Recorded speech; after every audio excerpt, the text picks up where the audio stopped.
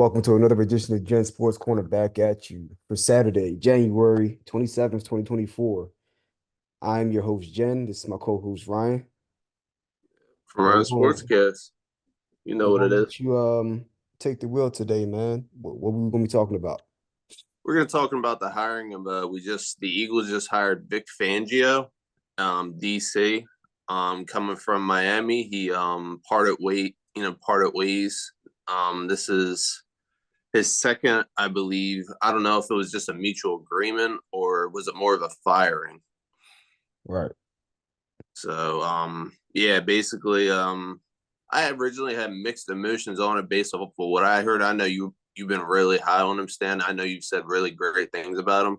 Mm-hmm. Um the soft coverage thing I'm a little iffy about, but based off of his experience and the numbers I've came across, I've actually been pretty encouraged. I've been getting a lot of hearing a lot of comments, saying why are we going back to the same thing we were doing before? And the truth is, we're not going back to the same thing we did before. This is a much more experienced coach, Sean Desai. He wasn't very experienced, so you're bringing in a guy with 41 years under his belt. A Right. guy that 4 years in the same frame, he was fourth, third, fifth again in yards allowed. Mm-hmm. And when he was on the Bears, 2015 through 17, he was 14th, 15th, 10th, and third. In the Broncos, he changed that Broncos defense around. 12th, 21st, 8th, and then it went to Miami 1 year, 10th. So, you look at those numbers and, you say to yourself, is it based off personnel? Things like that. There's lots of other factors to look into this. So, I really like the numbers. So, like you were saying, Stan, his zone coverages seem to be very it confuses quarterbacks and like you said, keeping making them hold that ball longer, trying to figure out where they going. Right. So yeah, I mean, I really do. I've come to terms. I like this hire more than I hate it, but I do have mixed emotions on it. But what I like is he has 41 years of experience. So if you're going to be getting this kind of defense, I'm very encouraged. I feel a lot more positive than negative. Yeah, I liked some of the things you said there. One of the reasons why I was very high on this hiring is one, the experience. Two, some guys are meant to be coordinators and not head coaches. You can think of Wade Phillips or Norv Turner, guys like that. Wade Mm-hmm. Phillips, phenomenal defensive mind, could not really lead a team, whether that was Mm-hmm. with Buffalo or whether that was when he was head coach of the Cowboys. And then you look at Norv Turner, phenomenal offensive mind, great offensive coordinator, was not a good head coach with the Chargers or Washington back in the day. Yeah. I look at Fangio the same way. He did not have a great tenure as the head coach of the Broncos, but at every stop, he's had very good success as defensive coordinator. And you can see it with some of those teams. And you mentioned a few of those stints that he had, and I'll pull up the stats again here. But specifically, the 49ers defensive years from I think 2010 to 13, when they had those real great defenses with Navarro Bowman and Patrick Willis. Yeah. They were after people. They got after people. They didn't blitz a lot then either. But Right. so it'll be interesting to me to see if they revamp that linebacking core because that seems to be something that he advocates for a lot. So you look at the Panthers run that 95 year, they were an expansion team and he had them ranked eighth in yards allowed and eighth in points allowed, which is, I mean, that's come on now. Mm-hmm. And then in 96, they got even better. They were around the same in yards allowed, but they went up to two in points ranked. Mm-hmm. And then I think 97, they fell back to the middle of the pack. 98 was not good. And they just fell out of relevance at that point. Kerry Collins was kind of I think he went to the Giants in 98 or 99. So that whole team took a step back in many areas. Yeah. And you look at the Colts, 99, 2000, 2001. Look at those defenses and wonder how long they were on the field with those Peyton Manning led offenses, especially early on, because he got drafted in 98 and then 99. His first 3 or 4 years, he threw a lot of interceptions as a young Mm-hmm. quarterback. And you're constantly putting your defense on the field in that field position. I think that needs to be taken into context when looking at these numbers, where they're 17th, 15th, and then 31st in points allowed in Mm-hmm. 99, 2000, and 2001. And then Yeah. you fast forward to the Texans, 2002 to 2005. Their defenses were always horrible, but the only person he really had, um, I think D'Amico Ryans at a certain point, but it was really the David Carr show Mm-hmm. with Andre Johnson, and then he had nobody else on that team. Yeah. So it was a mixture of David Carr getting sacked 70 times a year, and then the defense having no pieces outside of even D'Amico Ryans later on. Mm-hmm. So I think people, when they look at those numbers, it's easy to say, "Oh my goodness, look at that stint with the Colts and the Texans, that 7 year stint. What happened?" Well, when you look, or if you were young enough, I mean, old enough at that time to watch football and seen those Mm-hmm. teams, you know exactly why those defenses suck so bad. And then Yeah. you look at his next defensive coordinator stint in 2011, 6 years after leaving the Texans, Mm-hmm. that 49ers squad, and they were young, they were on the rise with Harbaugh. Harbaugh Yeah. has a new job with the Chargers now, but they were on the rise with John Harbaugh. Oh no, excuse me, Jim Harbaugh. Jim. Yeah, Jim. So 2011, even in the yards allowed, they were fifth best or better. And then Mm-hmm. in the points allowed, they were second, third, and then 10th. I mean, they phenomenal defenses. Yeah. And then you look at the Bears, 2015 and 16, they were just a team. And then I forgot what year they got Khalil Mack from us. I think it was 2016 or 17. And Yeah. then immediately jumped to ninth in points allowed. And then 18, that's when they had that really great defense where they were third in yards allowed and first in points allowed. And they were just after people. Mm-hmm. And then you look at this Dolphins stint, they were plagued with a rash of injuries all freaking year long. Yeah, it They was bad. still were 10th in yards allowed, considering that high flying offense with scores, you blink your eyes and they already scored. Yeah. So you kind of, I, I make a partial equivalency to the 2023 year for the Dolphins to what we witnessed with Chip Kelly in 2013, 14, and 15, with those defenses being on the field constantly. Mm-hmm. 30, 2 to 4 minutes, score. Now we're back on the field. 2 to 3 minutes, score. We're back on the field. 2 to 3 minutes, wash, rinse, and repeat. Yeah. So, and then you have the injuries on top of it. I think he did a very good job. And Yeah. one of the reasons that he does a good job is that he's very creative on the back end. And Mm-hmm. before I go into a longer diatribe, I want to get your thoughts on some of the things I said. What do you think about that? I think it's very encouraging. I mean, you give him the right personnel, man. I think he's going to do great things. And considering what he had to work with Miami, I thought he did a very, like you said, 10th in the league in yards allowed. And then what was it? It's 22nd in points. Well, like you said, they're banged up. So, there's only so much you can do with the personnel you have. So I get tired of hearing these people say, "Oh, well, he allowed 56 points to the Ravens." Well, the last I checked, the Ravens have been putting up high numbers against everybody, even Hmm. against the high flying Niners. They put up 33 points. He has not Right. 56. Guess what? He didn't have this. His personnel wasn't that great. And when you got a team that's as hot as the Ravens coming in, you can only expect that, man. I kind of had a feeling they were going to blow the doors off them. Right. Exactly. So that's my thoughts, man. I actually, the more I talk about it, the more I like to hire.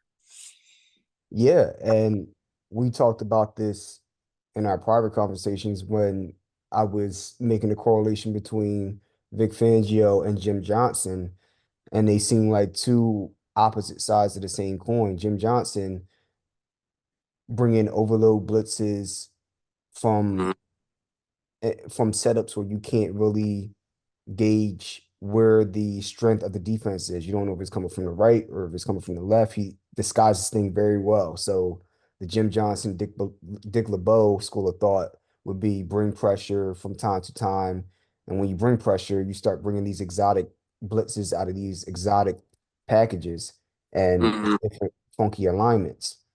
Yeah. Where Fangio, he's more of a, hey, I'm gonna lay back and let my front four get there. He'll blitz occasionally from what I've seen, but he's gonna let that front four get after you. But what he does on that back end, that man is Houdini with tricks and smoke and mirrors. And one of the big things we talked about this, I think either before or after the Eagles playoff loss to the Bucks this year, about how guys like this, they've been using cover six and cover nine to really nuke or nerf a lot of these offenses this year. And Hmm. it's no coincidence why you've seen Miami and the Chiefs struggle. It's not just because the Chiefs need to upgrade the receiver core, it's because teams are using these exotic coverages on the back end to make guys like Mahomes and Tua and Jalen Hurts hold the ball for 1 or 2 extra seconds. And now people are getting home where they otherwise wouldn't. Hmm. So, cover nine, for example, you can have one side of the field where you're playing a look that looks like cover three, where you have Yeah. your cornerback dropping straight down into a deep third of the field, let's say on the outside of the left hash mark. So he's Hmm. running deep third, nobody's getting over top of me, and you have a safety covering over the middle, maybe you might be bracketing to that same third, right? And then on the other side of Correct. the field, you might have somebody playing cover two, where they're playing like a cloud flat or even man coverage. So you have these very exotic schemes where you have a different coverage for each side of the field. And then Hmm. you have the safeties rotating differently depending on if you want to give a cover two look to the right side of the field or cover three or cover four look to the left side of the field. So then when the quarterback snaps the ball, they might have done pre-snap motion and he's bringing a wide receiver or running back to the left and back to the right just to see if people follow them to try to decipher if it's cover two or cover three or cover four or man. And then they'll look at the depth of the safeties and then the depth of the cornerbacks to see, okay, is this cover two? Is this cover three? Because you can, Hmm. you can tell by the depth. And Yeah. then when the ball snapped, all of a sudden, what looked like a cover three look now looks like cover three on one side, but then cover two on the other side. And the quarterback's like, what the F? And Hmm. it's those little things that allow that extra 1 or 2 seconds. And now all of a sudden, your linebacker that you might have bought on a random blitz once in a while is going to get home. Or your defensive end now has an extra second or two to get home. Yeah. Um, so that's why I was really intrigued by Vic Fangio, and I was kind of ticked off when he let him go last year. And I'm reading the article here, and I think there may be many reasons as to why the Eagles were reluctant to sign him the first 2 times. And this is an article by the New York Post that came out, mm, let's see, a couple days ago. And it's talking about, yeah, January 25th, 2024. Dolphins players celebrate Vic Fangio's shocking exit on social media. So they're saying that these Dolphins in particular aren't shedding any tears about him leaving. And so John Holland posted a video that told him to kick rocks. And then there's a video from Rosenhaus talking about how some of the players weren't so upset that he actually left. Um, Yeah. because I don't really know him. I don't know what he's like behind closed doors or in the locker room, but Drew Rosenhaus, per his quotes, there were Fangio is known as one of the best defensive minds. This is not a quote in football, but it appears his methods rubbed some of Miami's players, especially in the secondary, the wrong way. And now here's a quote from Drew Rosenhaus. There were quite a few players on the team that didn't necessarily get along with Fangio. It wasn't a great relationship with many of the players. There were some players that loved him, some guys that loved him, excuse me, but there were quite a few guys that didn't. It definitely wasn't a unanimous positive relationship. And what I take about it here is, and this is just me speculating, sounds like an old school coach with new age players, that type of dynamic. He Yeah. sounds like a guy that, because Jim Johnson was that way, you have to be built a certain way to play for Jim Johnson Yeah. because he would be on your ass. He was, the only time he really smiled was around his grandkids. But as soon as he got on the football field, he was the Yeah. grumpy old mad scientist. And Fangio looks like it. He seems like it from the stories we're hearing. So I wouldn't be surprised if a lot of those guys they related to the new age coach in Daniels, but were kind of rubbed the wrong way by somebody who may be perceived as having an abrasive old school personality in Fangio. What are your thoughts? Yeah. I mean, those old school coaches, man. I mean, like you said, um, he just has a really hard way of coaching. Maybe it just couldn't handle it. I don't know. But it just sounds to me like I mean, regardless of the negative, they couldn't get along with him, like you said, old school coach. Yeah, and then another thing that I was reading was that there might have been some friction between the coaching staff within the coaching staff over there.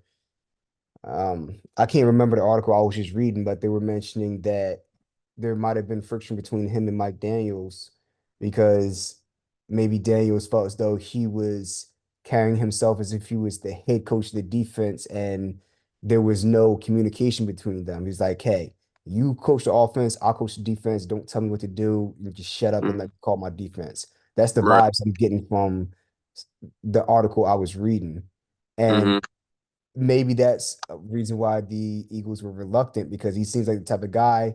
I got the credentials. I know what the hell I'm doing. Check my track record. You either give me Mm-hmm. all the power I want to do what I want, or I'm not coming here. Yeah, exactly. That's exactly how I feel. That might be and it why they had him on as an advisor, but they were reluctant to jump headfirst into that pool. Yeah. He was a consultant, I believe, for 2 weeks for that Super Bowl, right? Yep, Yeah. yep, for that divisional and the championship game. Yeah. Yeah. Jonathan That's Gannon was a young coordinator, and yeah. despite a lot of the success they had that year, I think they saw some of the things they needed to clean up, and they went after, I think, the heavy gun. That's what I think they did with that. Hey, where's Uh, the nuclear option? Let's bring this guy in to make sure that we are tight on the back end. And then look what happened in that Super Bowl. I get it's the Chiefs, but you look at I don't know if it's him being gone and going into that Super Bowl and not. There's a difference between knowing the defense because Desai is a disciple of Vic Fangio. He's from that coaching tree. It's one thing mm, to know the defenses. It's another thing to have a feel for calling it, knowing when to call certain plays in the right moments. That's what yeah. separates Vic Fangio's and the Jim Johnsons, the Dick LeBeaus of the world from other head coaches that maybe or Spagnuolo for the Chiefs, right? Mm-hmm. That defense, they have Chris Jones and Snead and maybe one other guy. They don't have a whole lot of star power on that defense. Spagnuolo just always has those guys prepared and in the right positions at the right times, right? Yeah. The great Uh, DC. Yeah, Ron Rivera, not a great coach, very, very, very good linebacker coach, and I would Mm, say a good defensive coordinator. He had those oh, for sure. defensive plays. Mm-hmm. So there's guys like those that have a feel for the game, and then there's guys like Sean McDermott. It took him 5 years to really come into his own because Mm-hmm. he got a raw deal with the dream team. I understand, but regardless, he struggled with his play calling early on, and it Yeah. took a couple years of seasoning for him to really come into his own as a defensive coordinator, as well Mm-hmm. as head coach. I call him both. He's really a defensive coordinator that is a very good head coach, Right. but not everybody has that feel. So Yeah. that's the premium you're paying for, and the give back on your end is I'm going to give this guy more power than I may be comfortable with. Yeah. But no risk it, no biscuit. That's what comes with getting somebody who has those credentials. You're going to give them leeway that you wouldn't give other guys. Exactly. I think he's definitely, with the experience he has, he's definitely earned that. So, I'm all, compared to what Sean decided to with Vic Fangio, it's night and day, man. Exactly. Exactly. So I'm really excited about this hire. I'm interested to see what they do at offensive coordinator now. So we talked about this. These are the moves they should have made last year. They went to the supermarket and they tried to cut costs. They went and got the brand X. Fruity Flakes instead of the brand name Frosted Flakes. Instead of Yeah, saying they're great, the box said they're terrific, right? Like you yeah, get what you pay for. exactly. So this is a move that they're making 1 year too late. They should have made should have got Fangio or somebody of his same ilk last year. Yeah, You have a for sure, Ferrari, man. you don't get somebody. I remember when I got my Mustang, right? I got a Mustang 5.0 it teleports when you put your foot on the gas pedal. Mm-hmm. When I was Yeah. test driving the car, the guy was like, "Hey, have you ever drove, Mustang? Can you handle it?" So I'm like, "Yeah, I drove the six cylinder when I was out in Vegas a couple times, so I had an idea of what the power would be. Yeah, it was Mm-hmm. more power in the 5.0, but I had a sense of how to drive that model of car. Right. And so I pulled out of Winter Ford and Cherry Hill, made my right, and I was cool. So we were driving around, 430 horsepower, no problem. So as we Yeah. were driving, we got up to the light, the sales rep in the passenger seat was like, "Yo, man, we had this 60-year-old come in one time and he wanted to test out the Shelby, 600, 700 horsepower, right?" And he Yeah. asked, I was like, "Hey, are you sure you're able to drive this car?" This guy said, "Yeah, I've driven cars all the time, da da da da." He said, not sooner did they make a right turn out of Winter Ford before he pushed his foot on the gas pedal and swerved into a ditch and almost hit the telephone pole. Mm-hmm. You know what I mean? So like the experience is important. You have a high performance car and you let a rookie drive it, you might end up in a ditch. And that's what happened with the Eagles defense. Oh yeah, for Or if sure. you put an experienced driver behind that wheel, well, now we're talking about a completely different story. Mm-hmm. Now the Exactly question right. is, we'll get to a certain destination. The question is our destination going to be McDonald's or is it going to be Five Guys, right? Yeah. Like, you'll still eat. They'll still be a Yeah. playoff team, I think, even with what they have, but will they be a Super Bowl team? That's the question. You're gonna be the same quality, man. Ooh, that analogy was fired, man. I'm gonna clip Yeah, this it was, up, man. man. I'm gonna clip this up. That's one of my best Five segments guys at ever. McDonald's. I like it, man. Hey, shout out to my man. Shout out to Winter Ford, man. They took care of me. I don't I never thought I'd see the day where I'd shout out a car dealership, but there's some of the few ones that actually take care. Yeah, for But sure. yeah, that's what it is. It is, man. I mean, what do you think of the Kellen Moore interview request from the Eagles? I think it's I think he's a good option. He's a young coordinator, similar, I think, in a similar vein of Mike Daniels, right? A young, fresh offensive mind, maybe the next best thing. Mhm. But he's had enough experience where I can look at him and say, at least have an idea of what I'm getting. Yeah, With Ryan Johnson, we had no clue what we were getting. He never had any position of importance in the NFL. I think he was a quarterbacks coach, but for the most part, between Frank Reich and Steichen, those are the guys that seem to be really pulling the strings, whether as the O coordinator or the quarterbacks in the quarterback room. So I looked at Brian Johnson as, even though he was a quarterbacks coach, he was more of an apprentice. Apprentice. He was getting his, you know, going through the crucible kind of learning. But to thrust him into that role behind a Ferrari when he's never driven a high performance car didn't make a lot of sense to me. right. So Kellen Moore, I think he was the O coordinator for the Cowboys a couple years before. Yeah, that he was. He was good. You can never knock the quarterback, his work with the quarterbacks. Dak, I Hmm. mean, he did really good things with Dak. He I did. don't know if he was around for Romo, but I'm pretty sure he was a Dak.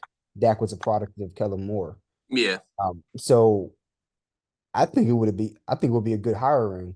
My main concern would be, is the terminology and the mindset similar to what we've had these players follow the past couple years, because you don't want a drastic change in terminology or concepts. Yeah. So like with Vic Fangio, he's Lord Fangio. Like Sean Desai is like, well, I don't know, not Anakin. I mean, he got to go, but he's like Anakin to Obi-Wan, right? Yeah, He's the exactly. apprentice. He's not Hmm. Obi-Wan is Obi-Wan for a reason. That's Vic Fangio. So Yep. it's not going to be a lot of change. It's going to be the same defense. And if there's a change in terminology, it's going to be like tomato versus tomato. It might sound a little different, but you'll be able to get most of the terms. Like it's not going to be a drastic change at all. Only No, change is going to be you're going to have a guy doing a lot of the same stuff with way more experience. So I don't think there could be any negative there. no, not Versus at all. with Kellen Moore, I don't know the terminology. I don't know if he's from the same coaching tree as Nick Sirianni or there's a lot of different questions. Or Frank Wright, there's a lot of different questions I would have. I would have to look into it more, but Hmm. even if he's not from the same coaching tree, at least he has the pedigree. So ideally, get somebody from a similar or the same coaching tree with Kellen Moore's pedigree, or Kellen Moore would be the second tier of option after that. Yeah. I mean, there's other options out there too. There's Kliff Kingsbury. I mean, he was Ooh, that. I think that's actually a good one because he. I mean, look at what's his name, Kyler Murray, running yeah. quarterback, Jalen Hurts, running quarterback. So, I mean, I think that might be an option as well. I'm glad you brought that up. I think that's an excellent option if he hits the Yeah. market. Is he on the market? Well, I'm reading up on it now actually about it, and I'm just looking at the options that they had, and I remember hearing about Kliff Kingsbury, like talking about an interview with him, and it never. I don't know if it happened or not, but I know that's a really good option. Mm-hmm. Yeah. So Yeah. I think that that's something to look into. That's something we can talk about on our next episode if they haven't for sure. hired a coordinator yet. Because Hmm. we saw, like you said, we saw what he did out there in the desert. Yeah. Kyler Murray, that was one of the best things that happened to him and that offense. Hmm. Look at how their run game played off of the um the read option RPO, if they ran any of the RPO out there, but they definitely had the read option for sure. Zone read option, they were running that crazy out there. And it's pretty much a lot of similar, if not the same things that we've been running over here. It's a good fit, in And my that would opinion. be good because Ryan Johnson, he's a smart guy, and people don't want to hear that right now, but he's a smart guy. However, he doesn't have a feel for play calling yet. He's trying to find that, and that's not Yeah. something you can teach or coach. You have to No, just walk down that road and figure it out by experience. yeah. It's all Kingsbury, he has that. Yeah, right. Yeah, exactly. It all comes with experience. And if you don't have the experience, then it's going to be tough. It's his first year, Brian Johnson's first year. So it was tough for him. And he obviously showed he wasn't ready. And there's nothing wrong with that. He learned, hopefully he can, learn from it. And right, I think he'll only get better, that wherever he goes, because he's obviously not here. So, I think he'll get better. for sure. So, you gave some great insights, and now I'm really intrigued to go look up a lot about Kingsbury and see where he's at Hmm. in his job search if he's a free agent or whatnot. Yeah. So let us know what you guys think in the comments about the things we said, the points we made. And look, I'm not cocky. I don't like toot my own horn, but everybody listening, y'all know damn well that that car analogy is one of the best analogies you ever heard in your fucking life.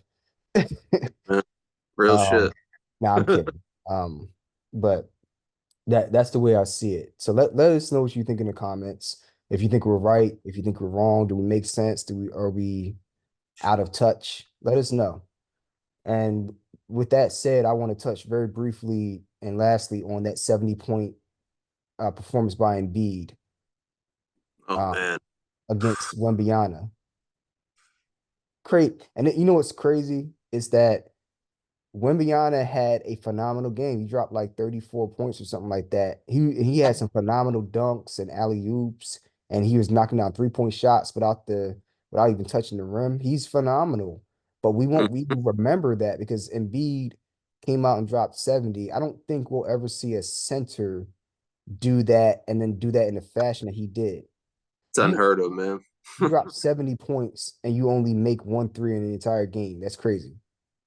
It's insane, bro. I mean, Embiid is just he's a totally different animal, man. Just like, I'm watching him, I'm like, and you really think about it, it's like this coach we have, Nick Nurse, is bringing out the best in him.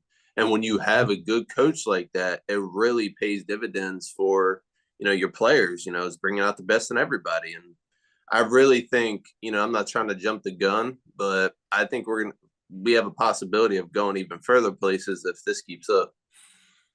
Oh, absolutely. Absolutely. I was talking with one of my coworkers about Embiid because he honestly cooked Jokic in their matchup last week.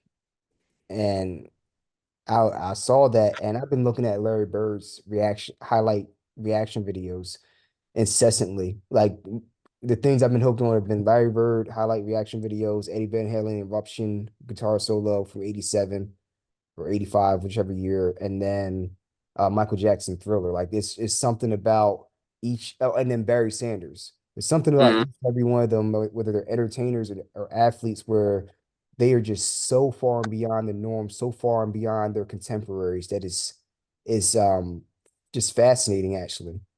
Oh, for sure. And Larry Bird, once he got hot, like 1986, Larry Bird, I might be the most unstoppable player I've ever seen. And I'm saying Yeah. that over Michael Jordan, over Right. Kobe Bryant, over Wilt Chamberlain, over Mm-hmm. Steph Curry, and like he has to be the most unstoppable, unguardable guy in that time span I've ever seen. Yeah, he's a Even over dog, man. Magic Johnson at that time when they were both going at it. I think he was the originator of the 50-40-90 club, 50% from the field, 40 from three, and then 90 from the free throw line. Right. He was the beginner and the inaugural inductee into that club. Like it tells you Mm-hmm. what type of time he was on. And when he would get the ball in his hands, they had a point in time where they had a 96% winning percentage at home. They were like 50-1 at home, something crazy. That is nuts. Like during like a 2 year span, a certain game stretch. Like, and then another year, I think in '87, they fell off and went like what is it, like 48-2 or something. Like, my numbers are a little off, but they only had one loss at home in '86, and then they fell off, quote unquote, and had two losses at home in '87. So pretty much, if Larry Bird was going to take that end shot in some of those close games, you had a 96% chance he was going to make it. Like, you know how insane that is, Yeah, that's unheard of, bro. right? Like, And I'm looking at Embiid, and he's taking these elbows, these jumpers from the elbow, and it's so crisp. It's not hitting the rim, and at times the net even isn't even moving. And it's like it doesn't even matter what the defense. It didn't even matter what Wemby was doing, and he probably has the biggest wingspan we might have ever seen outside of Wilt. He once he got his hand down, even he with that pterodactyl wingspan couldn't do shit. All he yeah. could do was hope that Embiid was going to miss the shot when it left his fingertips. That's Mm-hmm. how good this dude is right now. And he Yeah. wasn't missing. He hasn't been missing. I just Mm-hmm. never I didn't want to jinx it or speak. All I said was I don't know if he's approaching Larry Bird territory. I don't know if he'll get there, but I'm sitting back and I'm just going to keep watching in amazement and hopefully he delivers on that expectation because I I think we're seeing something not just sports fans. I think every basketball fan around the globe is seeing something special this year with Joel Embiid. He's on pace to outpace Wilt Chamberlain's most efficient uh his um his most efficient scoring year. Mm-hmm. I think he's on pace to have the most efficient scoring year in NBA history. See, he's Mm-hmm. averaging like 35 a night close to right now, and his average is only getting better. That's what's scary. It's crazy to me, man. 35 and 10 plus boards. I mean, it just I don't think I think we're living in one of those times that when we reminisce in retrospect, we're gonna be like, holy fuck, we might have seen the best center, if not the best player in history. Yeah, for If he sure. stays healthy, knock on wood, hope he does. Oh, yeah. I really hope he does, man, because we have him throughout this whole, when we get into the playoffs. I mean, obviously that's ahead, but bro, we're gonna be a problem. When you got experience coaching, it makes a huge difference. Yes. Nick Nurse, man, he has been playing in the low post. He has movement, screeners just slashing off the ball. So now it's at a point where Tyrese Maxey's three-point shooting ability in the NBA is now on the same level as his three-point shooting ability was at, I believe, Kentucky or Kansas, one of the two. And and now you throw the ball into the low post. B just go in the low post and they double him. Now he's so good at beating the double. He just looks at the double and just tosses the ball back out like he's rolling the ball to a toddler. And then Maxey just shoots that three over. So it's like it's impossible to defend. I don't know what you do with that. Mm-hmm. When they're making those shots, if they're missing the shots, you just play your defense the way you're going to play it. But imagine he's not Steph Curry level yet, but he's getting up there to that point where it's like if Steph Curry had a Joel Embiid, you pass the ball to Mm-hmm. Joel Embiid and you want to double him, you're going to leave Curry open. You're going to just stack up rings that way. Mm-hmm. So we'll see. Let us know what you guys think in the comments, but I just think we're seeing something very special. And then last night Luka Doncic dropped 73. So now they got the call. They got the call, and now everybody's stepping their game up. And Mm-hmm. that 73 wasn't people, oh, there's no defense. Yeah, there is no defense in today's NBA. Yeah, but in that game, no, they were playing defense. He was just cooking their asses, man. He looked like Larry Bird 2.0 out there, man. Luka Doncic, he's hitting three-pointers with a hand in his face, almost like that 60-point game by Bird against the Hawks and Yeah. Doc Rivers. Like that boy's special, man.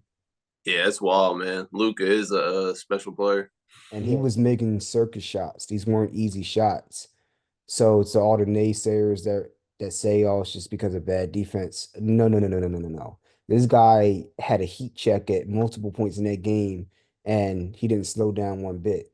So what do you think about what we saw from Luka Doncic last night? It was special, man. I mean, that dude is I will say he's unguardable. He's a different player, man, and he's really I haven't really watched much on him. I didn't see the 73-point performance, but it's very impressive, and I mean, I've watched tape on him here and there. He's a special player, man. Go look at that 73-point game, and your opinion of him is going to be even higher after that. I'm sure. He there were a couple plays, but there was one in particular where the guy from the Hawks, he was wearing a number one. And at first I thought it was Trae Young. And I was sitting there, I was like, there is no way he got Trae Young out here looking crazy like this. Like he had this man on skates, something crazy. And it was Mm-hmm. this guy, number one. It wasn't Trae Young, but he I just saw a juke by Barry Sanders. He was playing the San Francisco 49ers, and Barry Sanders was running off the right side of the line. And as he gets to the numbers, he sees 46 coming to try to make a tackle, and he just sticks his right leg into the grass, and he stops, and 46 just goes flying through the fourth wall through the camera and then turns around and tries to reach out and tackle Barry Sanders and ends up doing the Lord's Prayer and damn near Mm-hmm. pass his hands together trying to catch him and gets nothing. And Mm-hmm. it was one of those moments where Luka had number one looking like 46 against Barry Sanders. Like he was somewhere lost under the rim. Like he stopped on the dime and number one just kept going out of bounds. Mm-hmm. There's no way he got Trae Young looking like this. I don't even Right. like Trae Young, but fortunately it wasn't him because if I was Trae Young, I'd be like, man, just take your shot. I'm not about to be finna here looking crazy on ESPN, man. Yeah, man. You got it, man. That's yeah, look it up. You'll see the play I'm talking about in the highlights on ESPN, and you'll be like, your jaw's gonna drop, man. Man, I'm definitely gonna check it out. Yeah. And hey, look, here's my pipe dream. Here's my pipe dream. Some way, somehow, we mortgage our next 20 years and get Luka Doncic and add him to Embiid and Tyrese Maxey. Mm-hmm. that's a video game trade scenario, but that's my video game trade scenario. Luka Doncic. I know there's a lot of great players out there, but Luka Doncic, he's he's Larry Bird reincarnated. I don't care what nobody says. If if Yeah, if they if there was a way for us to give up the next five first round picks and a couple players, or maybe like the next six for I don't care. Just do it. He's man, he's that that's good. my video game trade. Do you have a video game trade? Uh, I mean, Luka's definitely on that list, bro. Like, yeah, Luka or there's another player I'm really high on. I just can't think of it. Nah, I mean, definitely Luka's definitely that would be a video game trade, bro. Yeah. Yeah, let us know in the comments. What would be your guys' video game trade if you're a Sixers fan or just whatever your team is? What would be your video game trade? One trade that's completely unrealistic but would change your franchise. What would you do? Steph Curry's one of them. Yeah, I haven't seen Steph Curry lately. So I've Well, heard not I some. mean, yeah, like prime Steph Curry. I mean, I Oh don't yeah, mean prime today's Steph Steph Curry Curry. for sure, Yeah, for sure. He's not definitely today's. one of those. Oh yeah, I take him 8 days out of the week, man. Yeah, he's definitely one of the best 3-point shooters. I couldn't put him over Larry Bird. There ain't no way, but he's up there. I think he's right there neck and neck with Larry Bird. You think so? 3-point I shooting, mean, yeah. yeah, I mean I get perturbed when people are like, "Oh, Larry Bird couldn't even compete." That's like you guys are retarded. that's But ignorant. he's definitely shown enough to this point where I would put him and Larry Bird as 1A and 1B as 3-point shooters, and then I would have Reggie Miller and Ray Allen, and then probably Steve Kerr, like some semblance of that. Yeah, no doubt. Reggie Like, Miller was something, man. yeah, they're just killers. Yeah, they are. Um, yeah, so let us know what is your dream trade for your team, and who would you pick? That being said, let's go ahead and lastly segue over to boxing. You know, that's my bread and butter. That's my baby right there. And we have a lot of big fights coming up. Obviously, Anthony Joshua going against Francis Ngannou. They're going to be facing off, I believe, in Saudi Arabia.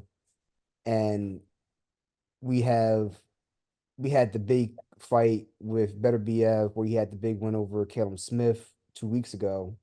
And now it's official. He is set to face off against Dmitry Bivol for Bivol's, I believe, WBA title. That's the last belt at 175 at the light heavyweight division on June 1st in Saudi Arabia. Saudi Arabia is the new spot. The Middle East out there is the new spot for boxing. And Hmm. another thing that's been thrown out there, one of the leaders of Saudi Arabia. I don't want to throw a title out there that's not appropriate. Maybe that they would be a sultanate, but he's one of the top guys over there in Saudi Arabia, and he said we're looking for real boxing matches enough with the YouTube and influencer and TikTok fights. So all the Jake Paul fights, they're kind of done with that over there, and I think that's great. That's great because the boxing commissions they're going to let this foolishness go on. Cool, but at least the Saudis they're just like, hey, we want real boxing. And Ganu, he's not a gimmick. He's a real boxer. We'll take him. But everybody else, y'all keep the YouTubers over there. Desai and KSI and Jake Paul and Logan Paul. They're like, that's it. What do you think about that, man? Yeah. I don't have much insight on it because I don't, your bread and butter is not mine, unfortunately. um, Yeah. nah, man, it's definitely a crazy time in boxing right now, and I'm definitely gonna look more into it, so I can definitely watch it. Oh yeah. What do you think about the amateur fights? Well, not amateur fights, but non-professional fights, like Jake Paul's, the Logan Paul's, KSI. You go down the list. I mean, they're very interesting. Who's Jake Paul supposed to be fighting? I have no clue, man. Yeah, I know. Yeah, I know there was a fight coming up. I can't remember which, but yeah, man, just very interesting stuff. I'm definitely gonna tune in more on it so I can give you more insight. I feel bad not being able to give you much. No, it's all good. I was really just looking to see what you thought as like a casual fan about some of the non-sanctioned fights because there's it's polarizing. Some people they just see some of their influencers fighting and they're like, hey, I'll tune into it. And other people are just like, this is the circus. This is Barnum and Yeah, Bailey. I don't want to see this. And then right, so it's interesting getting people's takes on it. right. Yeah. I mean, it's not something I would particularly.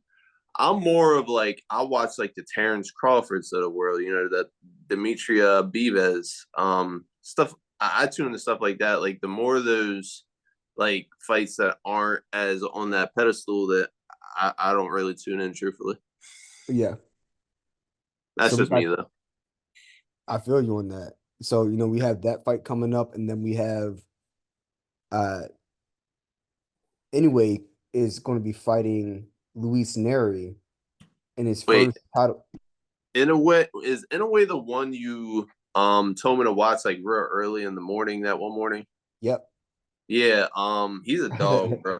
I think I might have to watch that. Oh yeah, you definitely got to watch that. That's going to be In a great. way, when you send me that shit, like, bro, like his jet, like just him in general, like his overall boxing is just something special and just fun to watch. Even if he's dominating somebody, he is just next level. Yes. Yes. And you don't really have to know much about boxing to know you're witnessing greatness. That's what's great about him. Yeah, it's crazy to me. Like you watch him, it's like, are you a human video game, bro? Are you like, can I put you on my PS5? Because it sure seems like it. Like, Seriously. it's insane. So, for those who don't know, Inoue this past December became undisputed champion for a second time. So he's now in that pantheon with Terrence Crawford as a two-time undisputed champion. So he's the undisputed champion, all four belts. He had that at bantamweight, and then he went up to 122. He got two belts from Stephen Cowboy Fulton. He got the WBC and WBO belts, and then he got the IBF and WBA belts from Marlon Tapales right after Christmas last month to become undisputed champ back to back. That's crazy, man. So December 13th, 2022 is when he became undisputed at bantamweight. And then fast forward a year later, he becomes undisputed at the next weight class up. Like, how many lifetimes would you need to be able to accomplish just the one feat, let alone getting the second weight class and getting all four belts? And not just getting them, he's knocking these guys out. It just tells you how special he is, man. I mean, when you're doing that at a high level and just dominating your opponents, it just says the level of competition you can go against and just dominate. Like it's crazy. Yeah, he's one of the greatest fighters I've ever seen. And Manny Pacquiao has been one of my all-time GOATs for years now, and he's up there with him for me. He's up there Yeah, with Manny Pacquiao and Muhammad Ali and Sugar Ray Leonard and Sugar Ray Robinson. Like I'm putting him up in that air right now, man. Like I I you don't that's just high say praise, that. man. Yeah, that's not something that should just roll off your tongue. Like you got to be special. He's special. Oh, He's he really special. just so much. He's only gonna get better. He goes, man. He's just the talent he has. Just the one time that like me not being a huge like into boxing like that, like just me watching him that one time, like you can't teach that, man. It's either you have it or you don't, and he has it. Yes. He has that he has an uncanny twitchiness and understanding of timing that is rare to find. Mm-hmm. And Sure is. and on top of all that, he has that Ronnie Lott, Ray Lewis, Brian Dawkins, Larry Bird, Michael Jordan, just like toughness and grit, where they will just play through a ridiculous injury, even though they have no business being out on the court or the field or in that boxing ring. And he Mm-hmm. had a fight against Nonito Donaire. Nonito Donaire is he's a future Hall of Famer as a boxer. He Mm-hmm. he is, I would say, anyways, toughest fight up until to the present time. And that Mm-hmm. first fight, they went back and forth for 12 rounds. And anyway, got the win, but he had to fight. And at one point in that match, he got hit, I think, in the right eye, and it broke his orbital bone. And Mm-hmm. he didn't realize that. I don't think anybody realized it at the time, but it came out later that he got his eye socket broken. And not only did he continue in the fight, still getting hit in that broken eye socket, he dropped Donaire with a body shot later in the fight. Like, how much of a beast you got to be where it's like, my eye's broken, but oh no, let's finish this shit out, bro. It's And like, come on, man. he's got a dog in him, bro. That's a The capital dog. D, man. Yeah. Like, bro, like, yeah, you get your eye socket broken, and most guys are going to take a knee or shy away, or maybe they might have to get the doctor might stop it in the corner. Uh, Yeah. but nah, he came out and put the work on Donaire, and like I said, Donaire ain't just some guy. Even at that point in his career, he the one. So Yeah. Sure, man. even before all this undisputed stuff, that was the moment where I was like, this guy's special because I followed Donaire. He's another Mm-hmm. Filipino, not as good as Pacquiao, but he's a great fighter. He's probably a tier Mm-hmm. above Pacquiao. Right. And for Mm-hmm. him to be able to get that win over him, and mind you, they had a rematch and he came out and knocked out Donaire in the second round. Mm-hmm. And he never got surgery for that eye. Right. He let it heal up on his own. He never got surgery for it, which is wild. That is that is crazy. He just let it heal up on his own and got back in that ring and proceeded to continue knocking people out. That's just a different level of crazy to me. Yeah, you have to be wired differently mentally. They're just guys that are wired a certain way. You can't teach it. They just you have it or you don't. Yeah, he loves That's, the game, man. yeah, that's like to the level of like a Ronnie Lott where he's like, hey man, the top part of my pinky's a little bent. I'll just cut it off. It's like, what are you talking about, man? Yeah, You at I the know, Super man. Bowl. He's at the Super Bowl. Like, yeah, I know. Just throw me back out there. I need to play. Like I'll you, be all right. Even though I don't have my left pinky, I'll find a way. yeah. You need one guy like that on your team, or if you're lucky to coach a guy like that in a single man or woman sport, you gotta just sit back and marvel at what you're seeing. There's so much that, and his trainer's his dad, right? So they've had this Mm-hmm. father-son relationship since a very young age. So I don't know if I've ever seen a father train his son and him have success to this extent. We've never seen it. No. Never. Like, I think I wonder if his father was an amateur boxer. I can't recall, but either way, Mm-hmm. his father didn't compete to the level his son is now. So him to have all that knowledge that he passed on to his son and then be able to have a functioning relationship because it's not an easy relationship to have, especially in a Mm-mm. contact sport. Tempers Nah. flare, you have different ideas and philosophies. You might think one thing, dad thinks another. Look at Floyd Mayweather. Him and his father clashed incessantly over the years. You know, one point Roger would be his trainer, and then his dad would be his trainer, and then he'd fall out with his dad, and then Roger's his trainer. You know what I mean? Like Mm-hmm. father-son relationships can be volatile at times in boxing. For Or sure. point you reach a point where it's like, hey, I need to get a better trainer because my dad showed me everything within his ability capabilities, right? Mm-hmm. I need to go on to somebody who can no man, we're we're watching something special. Luka Doncic, Embiid, Naoya, Inoue, those guys in their respective sports, they are um three phenoms I can think of off the top of my head where they're head and shoulders above everybody else. I know everybody's a big Jokic fan, but it's pretty clear when you match both of them up. Outside of Embiid staying healthy in the playoffs, which we know that's the question. Outside of that, when you each time they've matched up, Embiid has just looked like he's playing at a different level.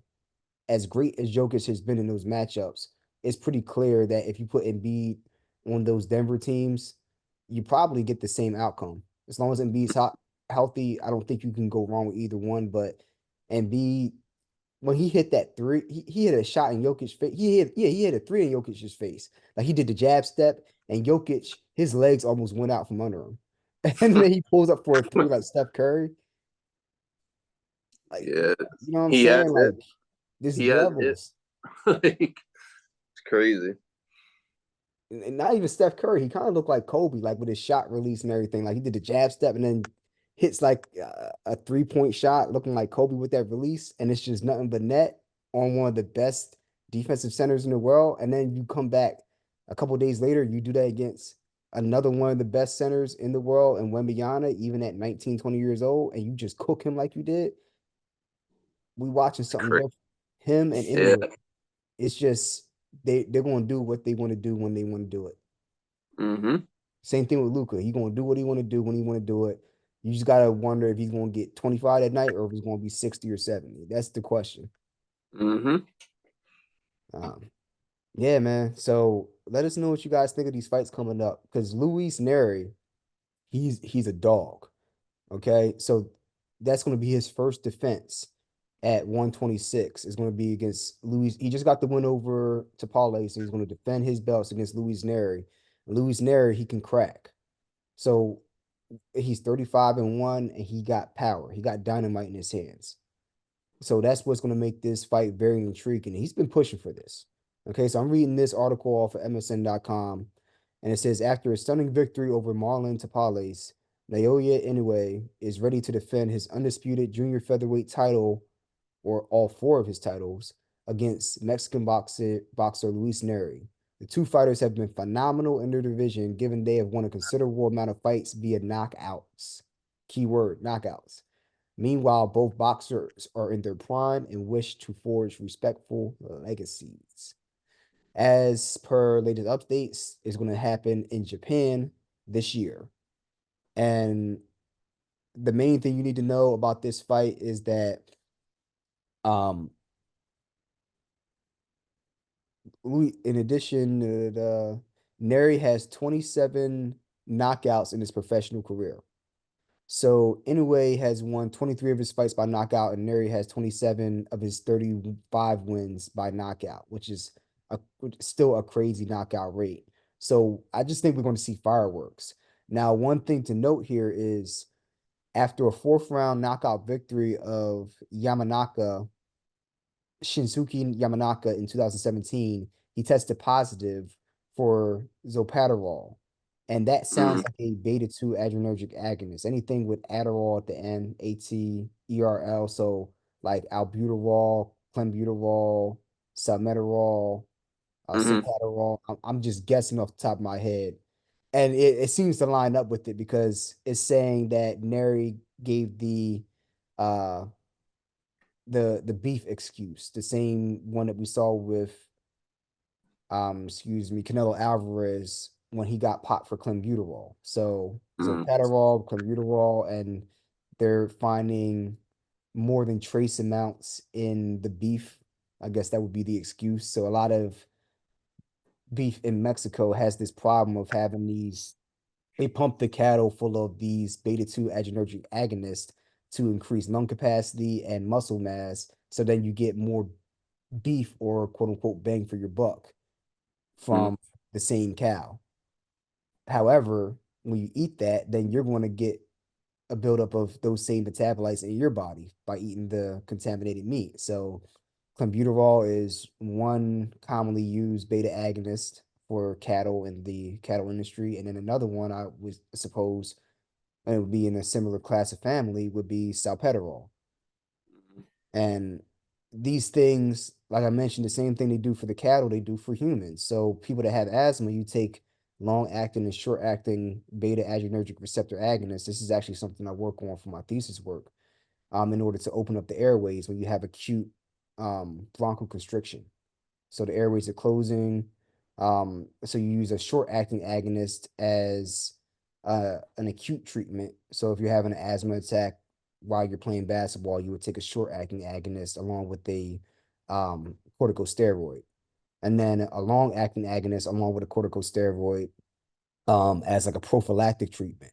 It's like you take it, like you're going to you take it once or twice a day, like every 12 hours. So in anticipation of going out and being around allergens or exerting yourself or whatnot. So the same, so if you're boxing or you're doing any type of aerobic sport, boxing, running, basketball, so on and so forth, what better way to increase lung capacity than to take a beta agonist? So you're simulating um, the effects that you get from training at elevation. You're getting the same effects through a different mechanism. So you're opening up the airway in ways that you wouldn't be able to do naturally. So Mm-hmm. now you're able to have increased lung capacity, so you can have longer workouts, you can run longer, you can throw punches at a high rate for a longer amounts of time, and then it helps your recovery time, and you get more oxygen to the tissues. So you can see how this would give certain athletes a market advantage over other ones. Mm-hmm. So and I wasn't even aware of that. I'm just reading that really now as we're talking about it, but I do have an extensive background in pulmonary biology. And that's one thing that pops out to me from reading that. So is he if I were anyway, I would require VADA testing, voluntary anti-doping agency, over an agency like USADA, the Oh, for U.S. sure. anti-doping agency, because VADA, though they don't necessarily follow the World Health Organization guidelines, they do have their own set of guidelines, which is very strict and stringent, and it's very difficult. It's not impossible. There's always going to be people that slip through the cracks, but if if anybody's going to catch you, it's going to be VADA. Mm-hmm. They're very stringent with the 24/7 Olympic style testing. They don't always come around, but they come around at the most oddest times. And they have Mm-hmm. the same, if not higher level of stringency in their testing for less money. They charge less for more stringent testing. So they're really Right. out to get you if you're doing stuff you're not supposed to be doing. So Yeah. that's what I would be lobbying for if I was anyway. Hey, we're fighting Japan, and if I'm going to be putting my four belts on the line, I want VADA testing, and then Yeah. we're good to go. For sure. So, let me know what you guys think in the comments, and I think we're going to wrap up with that. But a lot of exciting things going on in basketball and boxing, and then obviously with the Eagles with the signing of Vic Fangio. So, look, that's what we do over here, man. We're multifaceted, and hey, I don't know everything, but I know a lot about a lot of things. So if there are other things you want to hear us talk about, hockey, baseball as well, rugby, cricket, even if there's things that I'm not that familiar with, I'm interested in learning about some of these different sports or some of these different teams. So drop it in the comments, man. More than happy to look into those things. And with that said, we're gonna wrap it up and get ready to go out and enjoy our weekend. So for that, I'm your host, Jen. This is my co-host Ryan. We're gonna catch you on the next one, man. Peace. Peace.